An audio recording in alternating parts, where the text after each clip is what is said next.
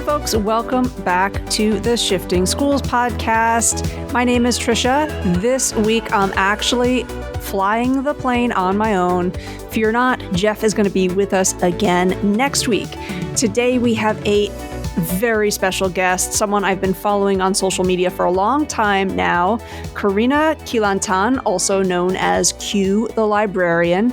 She's an award-winning library media specialist, international presenter, and keynote speaker from the Rio Grande Valley in Texas. She's been an educator for over a decade and has earned an array of digital credentials, including Apple, Google, and Microsoft for Education certifications. Her love for educational technology has allowed her to expand her library programming beyond the classroom, and she loves finding innovative ways to keep her students and staff engaged in the learning process. In our conversation together, we talk about what it takes to truly transform a library from the space that sort of the librarian owns to a community-focused place where students are encouraged to bring their passions to the forefront. Before we dig into this week's conversation, a word from our sponsors.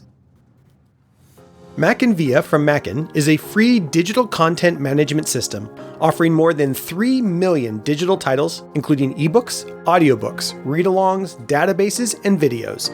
To date, this highly sought-after digital content management system has been awarded 20 distinctive national honors, including multiple Best of Show awards at ISTE, several awards of excellence by Tech and Learning, and Product of the Year by Modern Library Awards. Today, Mackin Via can be found in thousands of schools and accessed by more than 9 million students around the world. To see what Mackin Via can do for you, visit mackinvia.com today. That's MACKINVIA.com and set up your free account. And a reminder that you can save $50 on registration at the upcoming NCCE conference here in the state of Washington, March 21st through 23rd, by using the code SHIFTINGSCHOOLS50. That's all one word, Shifting Schools and the number 50. We will also be recording a live Shifting Schools podcast with anyone who wants to join us in room 406 at 2 p.m. on March 23rd. Thank you to NCCE for sponsoring Shifting Schools and giving us a space to record an episode live. If you have a conference or workshop that you would like to promote on the podcast, please reach out to us at info@shiftingschools.com.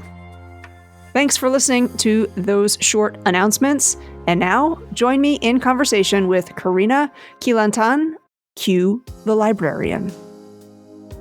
All right, folks, I am really excited about this conversation. I love libraries. I love librarians. And something that I've really appreciated about my career in education is that we can learn from folks from, far away through social media.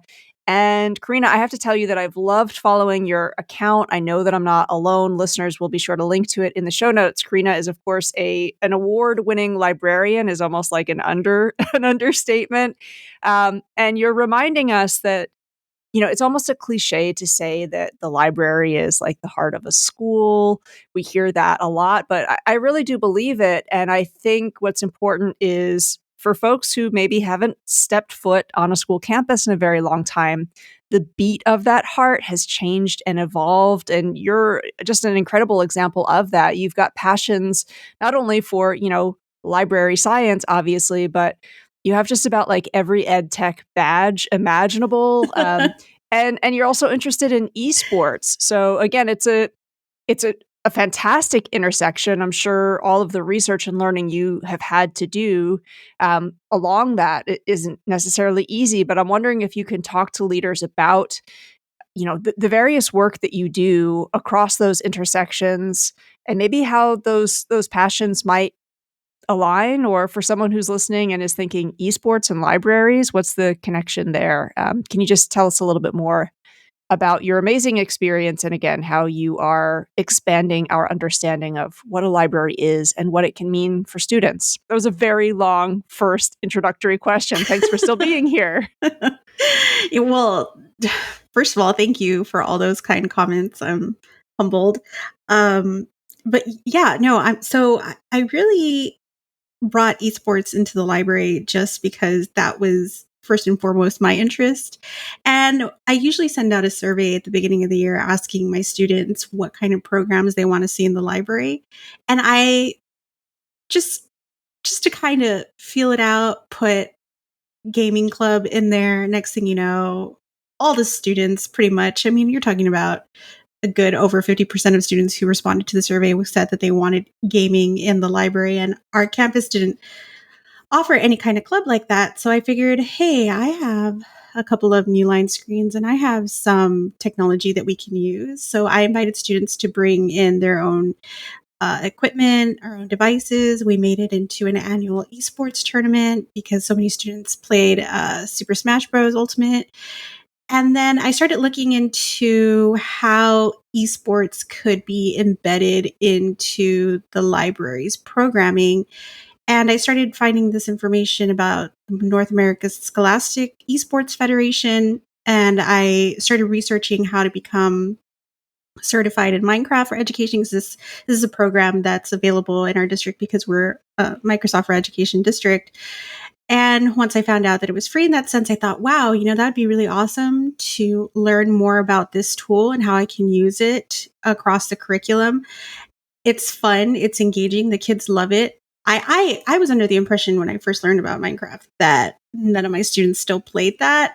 When I was a fifth grade ELA teacher, you're talking about like maybe 8 years ago, I knew those kids played Minecraft. I didn't know that it was still a thing. And when I asked my students, I'm considering installing Minecraft on the computers, they all wanted to stay after school. And I thought, okay, this is something that we can really do in the library, is some project planning through this tool with social studies, with science, with math. It lends itself to so many different subjects. And the fact that all the resources were readily available on the actual Minecraft website, Minecraft for Education website, was which is what really sold me. So I joined a cohort and became certified. I got certified as an esports leader as well. And our club currently meets on Thursdays, and I'll provide them a few challenges, and then we complete them and then go from there. And I share with the teachers what we're doing and how the students are making these awesome projects and products and teaching them. I'm still having, I'm not going to lie, I still have a little trouble getting some teachers on board to actually use it in the lessons, just because they're so bombarded with state mandated things. So I know for them, gaming still needs to be, we need to do a little bit more convincing there. But as far as bringing that into the library, I feel like it's really a safe space where the students can explore a different form of learning that's not traditional and doesn't, I don't know, I guess it's just a nice little break from the day-to-day learning that they have in the traditional classroom, and seeing them really excited about coming to the library and learning through video gaming is just amazing. So at the moment, I know our district is looking into creating actual esport leagues because they saw how it worked in our middle school. And I told some of the instructional technology specialists in our district, wouldn't it be great if we could set up competitions?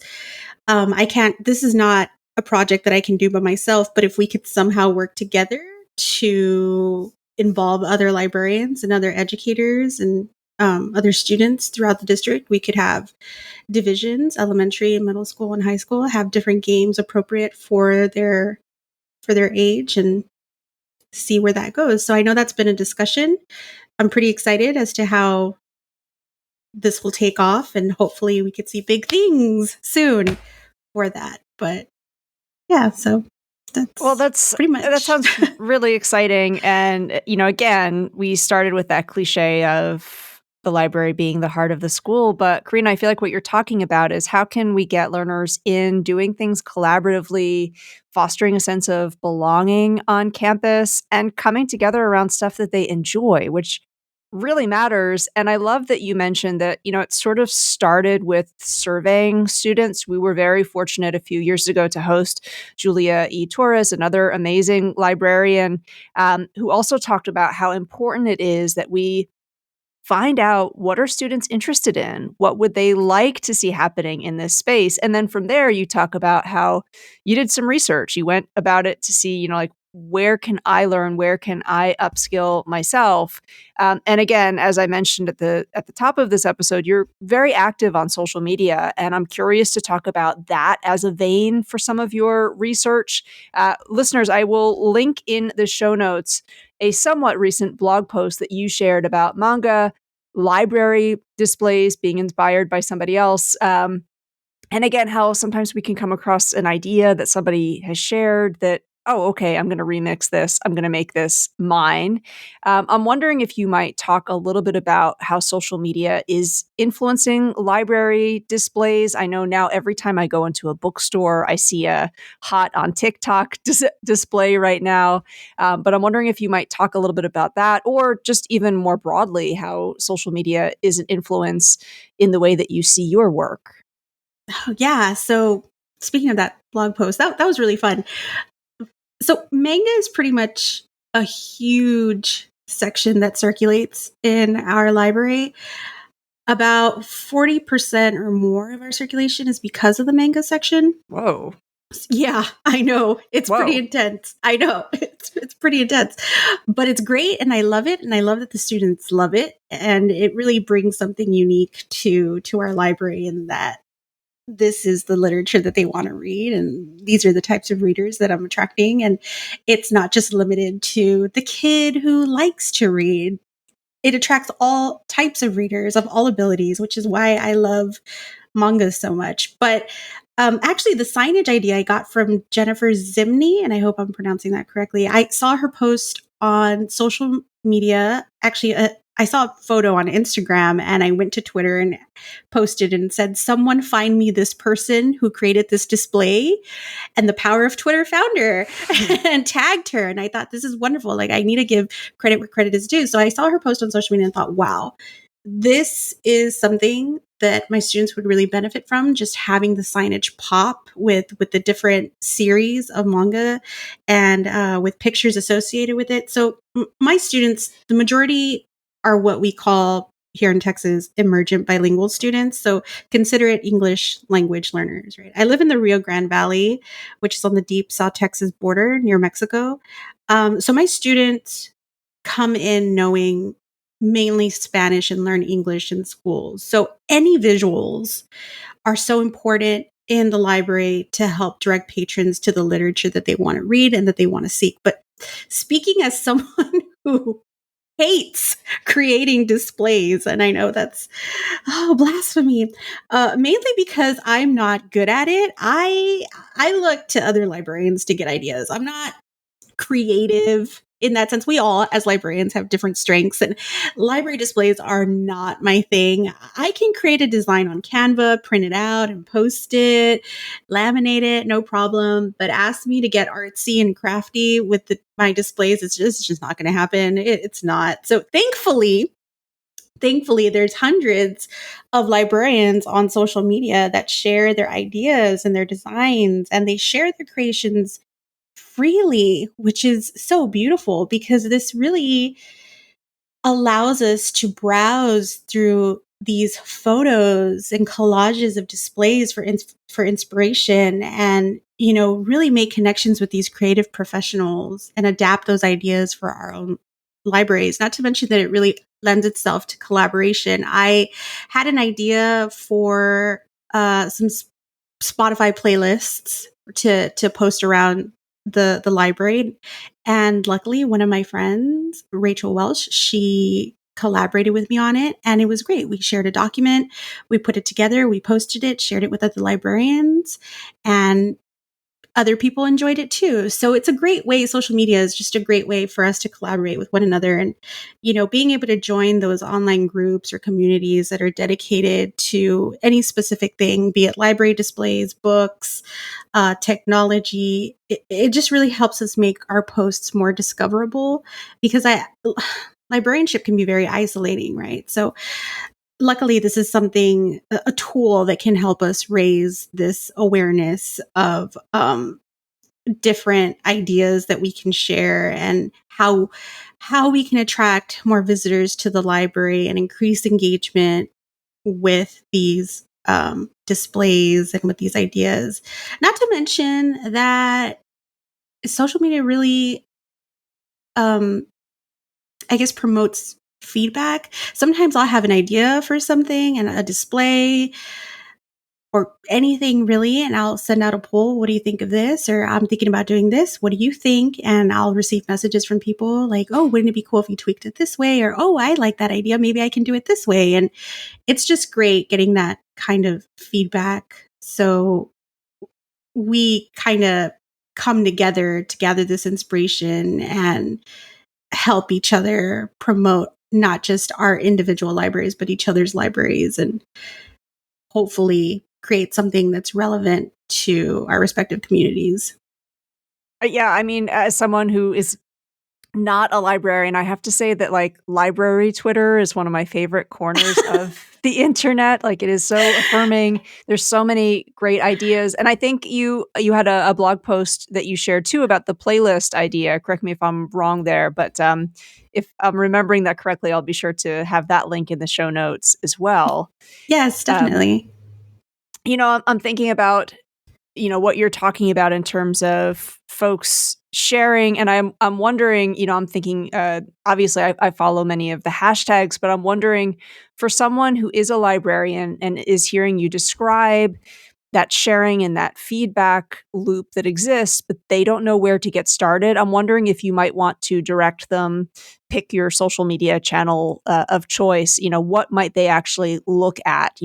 I know this isn't a librarian, so to speak, but one of my favorite accounts on Twitter to follow is Haymarket Books. They have this weekly, just Friday, they put a call out, like, what are you reading? And they've developed such a great community that, to be honest with you, like every week, I look forward to just scrolling through those responses, because every single week I find at least one book that I haven't heard of before that I know I need to learn more about. So again, for a listener who's thinking, what Karina is describing almost sounds like a utopia. And social media, of course, is not a utopia, but there are some real benefits. So I'm wondering if you either want to direct us to, is it a hashtag? Is it an account?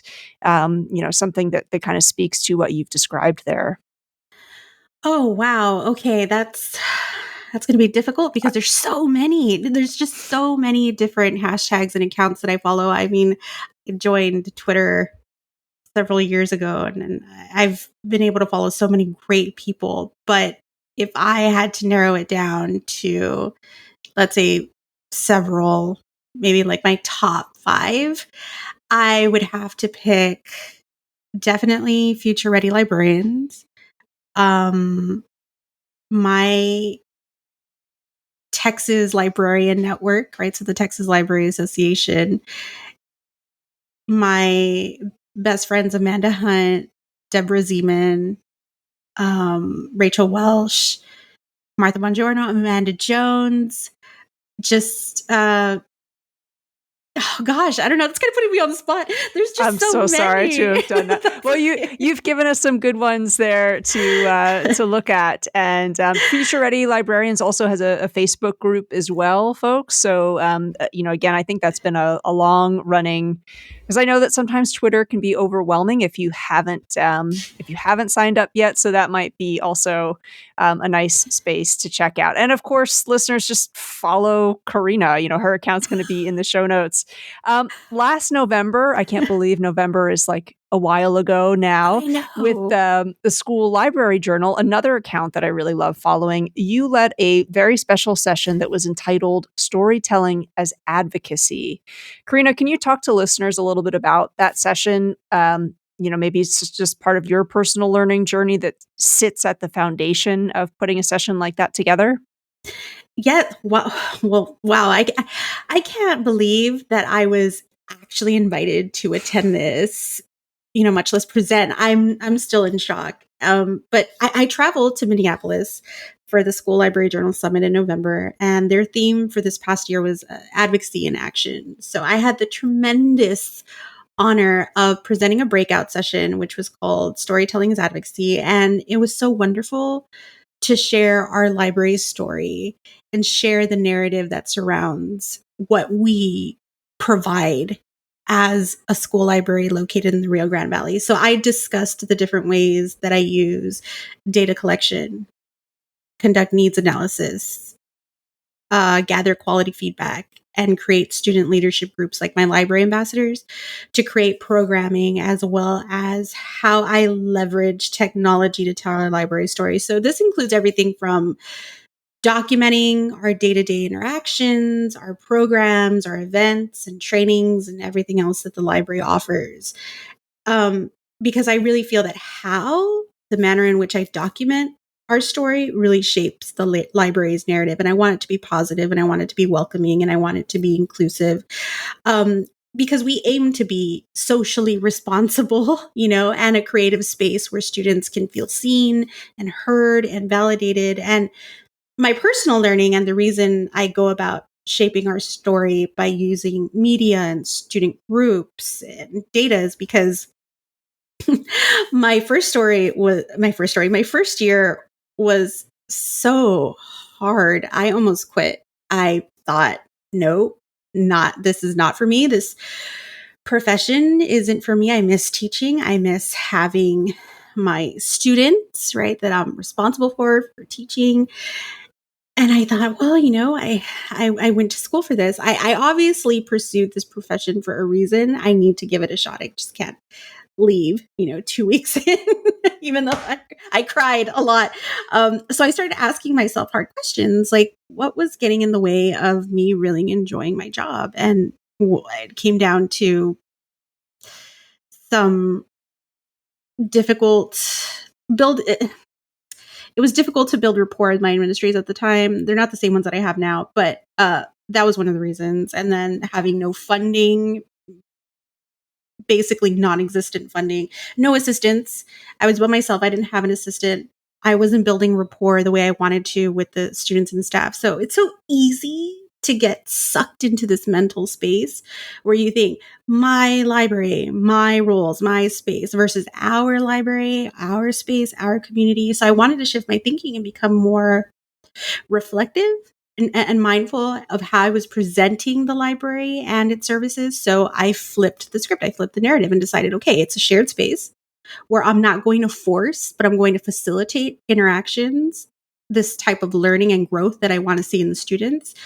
Because we know that this profession, if you're by yourself, can be super isolating. I know I said that before, but so I looked to the students and staff who understood the campus culture, the relationship dynamics. I really sought out those relationships to create these solutions that helped me overcome these barriers that were preventing students and staff from visiting the library. And this included adjusting library hours, sending out student and staff surveys about what kind of books and programs they wanted to see, creating student-led clubs, and collaborating with teachers. And I noticed that once I did those things and saw those successes, it was easy to provide an example for other teachers and other students as to this is what's happening, this is what's been successful, this is what's fun and what's happening. So if you want to join, go ahead and join. And by the end of my first year, a lot of the feedback I received from teachers was the kids love being here. I love being here. It was never like this before you got here. It was always a dead space. So, and the students, I would use the Google form to track the sign-ins, and every 6 weeks that number kept going up. So I found that this approach worked, and I found that when they were involved in the decision-making process, they're more likely to become advocates for the library and more willing to buy into what you're selling, which is literacy and the love of learning. And it's not just me anymore shouting, the library is essential. It's all of us coming together and saying, we are the library. That is so beautiful. And I hope what you realize you're doing also is ensuring that those students understand library as communal space, and one day eventually them getting involved within local libraries outside of their school. I was having a conversation with a friend recently about how the idea of like the town hall has kind of gone. A lot of our community is online, and that the library is sort of one of the very few social spaces that exists that crosses over all different kinds of socioeconomic lines. It is a great place for a community to come together for folks who ordinarily might not have any other reason to come together. And I've been thinking a lot about just how important libraries are in society. And I think you're instilling those values when, we need students to be thinking about it early on. And again, even that idea of a library is a space for learning in so many different directions, and that also it's that student leadership piece that has a role to play.